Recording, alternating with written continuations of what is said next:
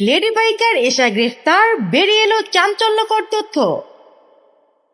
খুলনায় এক তরুণীকে নির্যাতনের অভিযোগে লেডি বাইকার এশাকে গ্রেফতার করেছে পুলিশ। আজ রবিবার 23 মার্চ দুপুরে তাকে আদালতের মাধ্যমে কারাগারে পাঠানো হয়।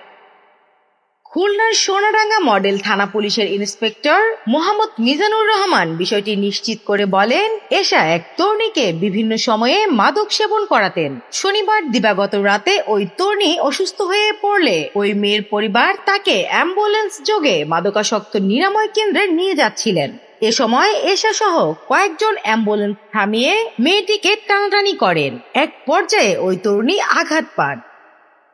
তিনি আরো বলেন, শিববাড়ি মোড় এলাকায় ছাত্র জনতা এবং নৌবাহিনীর দায়িত্বরত একটি টিম তাদের উদ্ধার করে এবং এশাকে আটক করে। মাঝরাতে সাহরির সময়ে এশাকে পুলিশের কাছে হস্তান্তর করা হয়।